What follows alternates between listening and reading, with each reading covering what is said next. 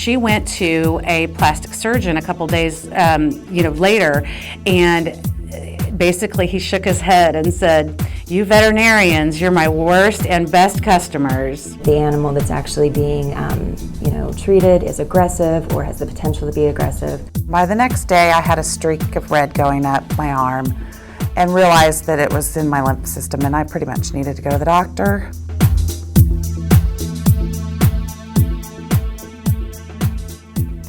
Animal bites are serious business.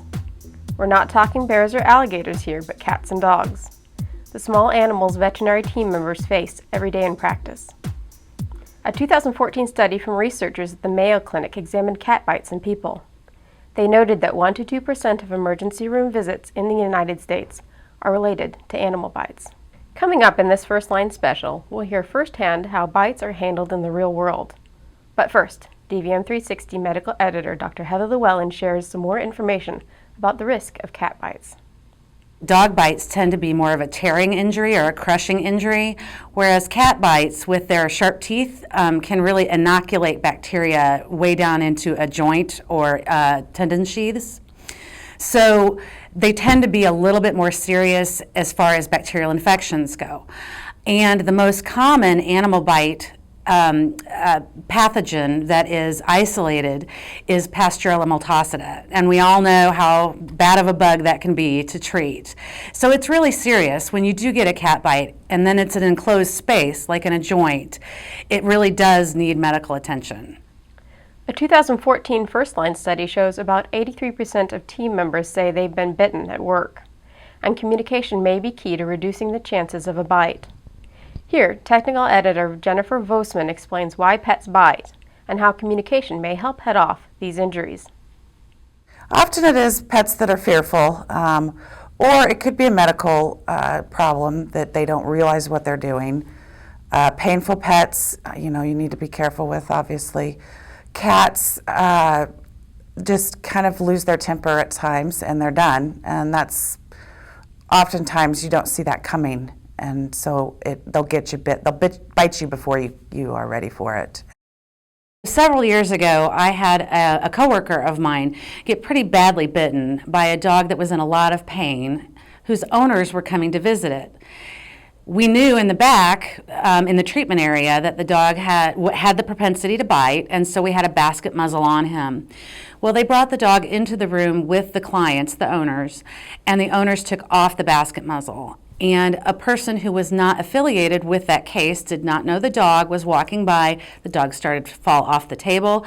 That person went to go catch the dog and got bitten very badly in both hands. One of the worst things I've seen, though, is an animal that had a medical problem and a medical issue, and we had an e-collar on it to help keep it from, so it wouldn't be able to bite. And one team member took the e-collar off. Unknowingly, another team member came by and saw the dog having a seizure-like activity, jumped in the cage, and got bit very badly. So that's one of the things that could have been avoided had all team members known not to take that e-collar off.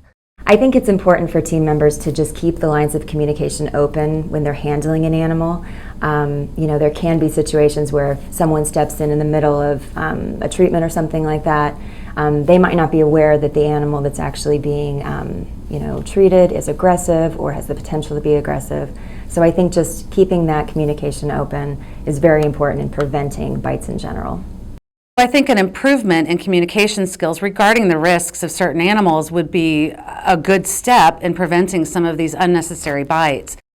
Data from the Mayo study also revealed 30% of patients treated for cat bites required hospitalization, and many needed surgical irrigation and wound debridement. The average length of stay for these patients was 3.2 days. Despite the risks of infection, many veterinary team members don't immediately seek treatment, or they delay treatment until signs of infection occur. I was always told that as an assistant you get bit before the technician does, and the technician's taken the bite before the veterinarian does. Par for the course, part of practice, you get bit unfortunately occasionally. I think the most common reaction when a team member is bit is sort of being mad at themselves. I think that, and that comes across as not wanting to acknowledge that it hurt, not wanting to acknowledge that they need attention, medical attention in particular, and it basically they just want to avoid it. When I've gotten bit, I get mad at myself. I get mad because I let it happen. And then I feel bad because the animal didn't mean to do it, and it's my fault. And I just want to get on with my, clean it up and go on with my day. It's almost like a sense of pride that they have, of team spirit, of I am needed here in the clinic immediately, and I can't take the time to take care of myself and this bite because this bite was my fault to begin with. Well, there's kind of a stigma about getting bit. You don't want people to know about it. You don't want to make a big deal out of it. And seeking medical attention, you usually kind of don't want to go there.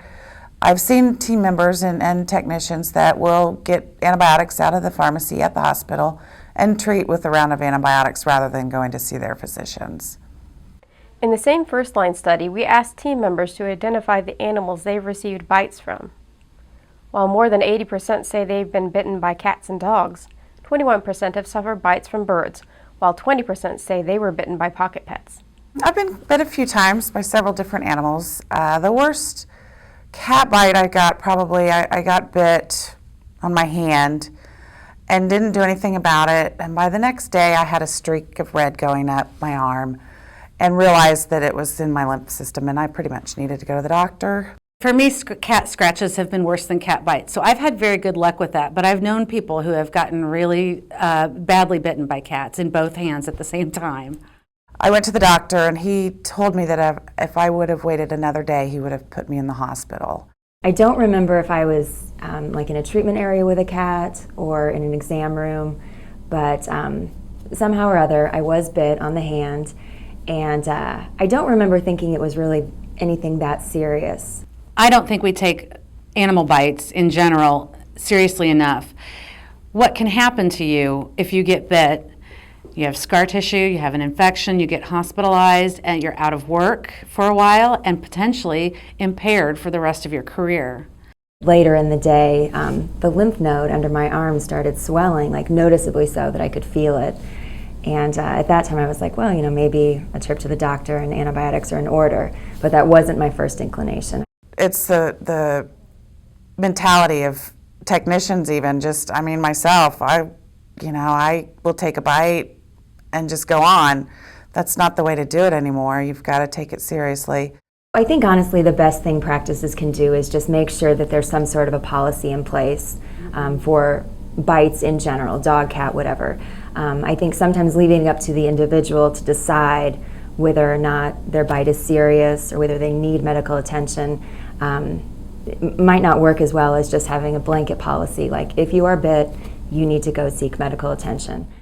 Effective communication between team members, safe animal restraint protocols, and a stress-free approach to veterinary visits for pets may all be part of the answer to help reduce the chances of bites.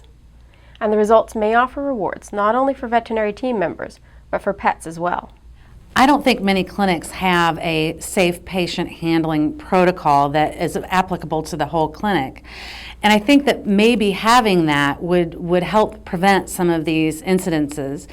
And I think that you can take inspiration from the resources that are already out there, such as the AAFP behavior guidelines, and you can also learn more about fear-free practice methods to avoid the bites to begin with.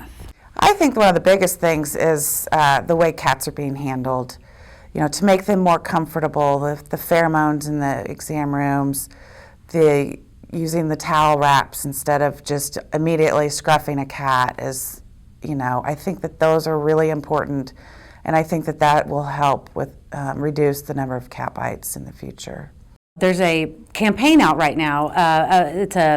Where an animal who is on a walk that doesn't want to be touched, that doesn't do well with strangers coming up and petting them, they recommend that you tie a yellow bow to the leash. I think that something like that in a clinic would work out well, whether it be a bright orange paper collar or whether it be a sticky note right on the front of the cage, but then that sticky note has to find a way to go with the animal. I think that if owners were to do anything, if they would have a more relaxed, non-stressful attitude, because it'll reflect on the animal. And I think that that would perhaps help with that animal's anxiety. To learn more about safe handling and fear-free veterinary visits, go to dvm360.com/fearfree. For Firstline, I'm Portia Stewart.